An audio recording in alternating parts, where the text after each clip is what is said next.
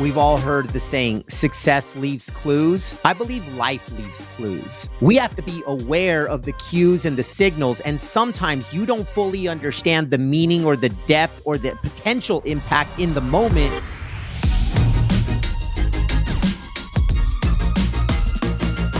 Having an impact was important to you, having a purpose and inspiring others and making a difference in other people's lives, being a contribution, if you will. You know, did that bulb go on all kind of at once, or was this a progression of, yes, you get a deeper understanding of all those things. I don't think that ever goes away. But at that point in your life as a young man, those are, I guess, big epiphanies to have, if you will. And can you give me a little bit of insight into that? 100%. And just like we've all heard the saying, success leaves clues, I believe life leaves clues. We have to be aware of the cues and the signals. And sometimes you don't fully understand the meaning or the depth or the potential impact in the moment. But if you have the awareness and if you do intentional activities, exercises, mindfulness work, like whatever that is, like I'm going to unpack the retreat that I went to, and it's going to help answer this question.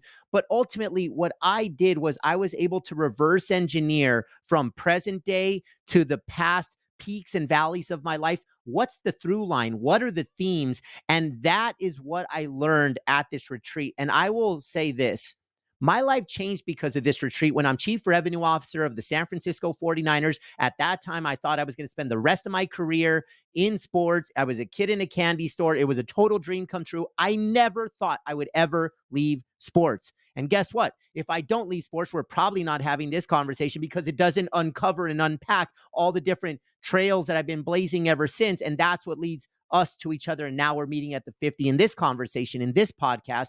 But here's what happened at that retreat. It was back in 2016 where the entire C-suite of the 49ers, we go off site for 2 days. And we had just brought in Simon Sinek to do a keynote, Start With Why. That was during the whole Start With Why movement back then. And he's one of the pioneers of purpose. So we bring Simon in. But then we wanted to do a deeper change, transformation type of effort from the inside out. So our president, who was my boss, he rallied all of us up. He says, hey, we're going to go off site. He didn't even tell us the agenda. We had no freaking clue what was going to happen. Well, the facilitator that led the engagement opened it up, and he gave us the agenda, and he said, we're going to find our why, we're going to unearth our core values, and then we're going to create an action plan on how we connect that to how we show up on Monday morning. And so now, like, if you're watching this on video, you see Win Monday, you hear me talk about Monday momentum. That Monday that followed the retreat changed my life forever. And that's where I started to connect the dots back to my dad, so to answer your question, it was not an aha in the infinite sense. It was we're going to open the lid of this transformation. But then I just started to have a more acute antenna out into the world to say, like, who am I? What do I stand for? How do I want to show up? When I'm coaching, just like you coach values, I coach values. I have my own processes now, and I'm happy to unpack some of those processes on this chat.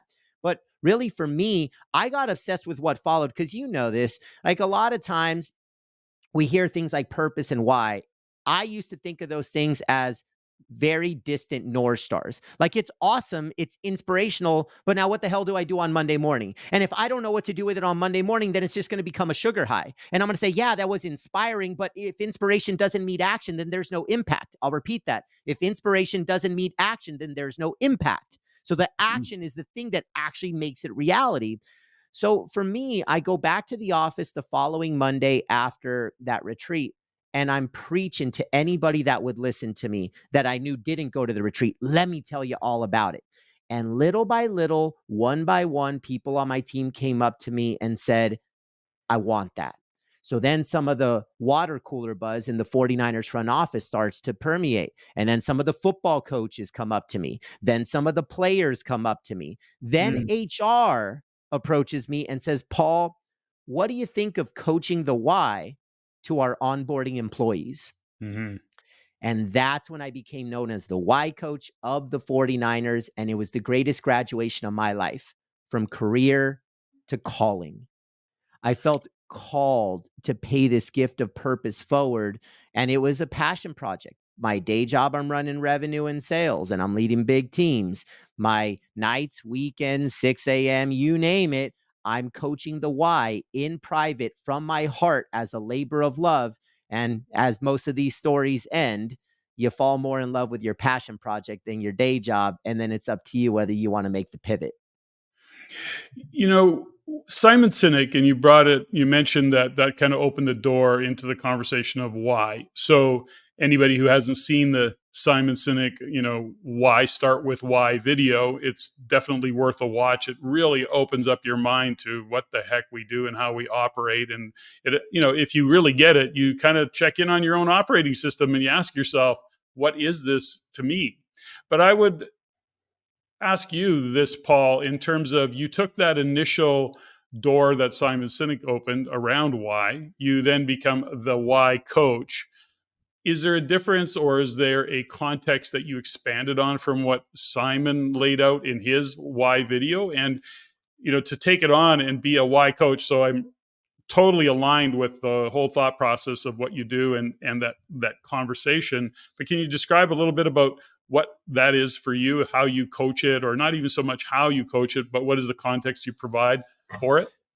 100%. I'll explain how I coach it, and I'll actually now give you the present day. If I was to coach somebody today, how is it Mhm. different? How has it evolved? Because I always think that we're iterating on these things. And if we're good at what we do, we make them better over time. So here's what I was doing as a why coach. I was describing this as a compass. I believe that each and every one of us, everyone listening into this right now, you have a compass. I have a compass. We all have a compass. And what that compass looks like, there's 5 layers to it. The heartbeat of it is your why. Then this next level out are values. Together, our why and our values represent who you are. So that's the first 2 of the 5. The third level are your beliefs. Every one of us has a belief system. It's formed and molded through our life experiences to date. And I Mhm. believe that our beliefs are what we stand for. So far, why and values is who you are. Your beliefs are what you stand for. And then the outer 2 layers, the ones that people can realize right out of the gates, because I can't walk up to somebody and say, hey, nice to meet you. Looks like you got some mighty fine integrity inside of there. I can't do that. I don't know your beliefs. I don't know your values. I don't know your why. I just met you, but I can see how you show up. And so the outer 2 layers are decisions and actions. Mhm. So in order, your why and your values, which are the closest to the center of who we are, that is who you are. Mhm. Beliefs are the next layer, what you stand for. Outermost layers, decisions and actions are how you show up. What I have seen is the best, most consistent, most authentic, most confident people have alignment in their entire compass. So they Mhm. make decisions and actions that are actually sourced from who they are. So they do the inner work first, and then they say, how can this influence my daily decisions, my daily actions?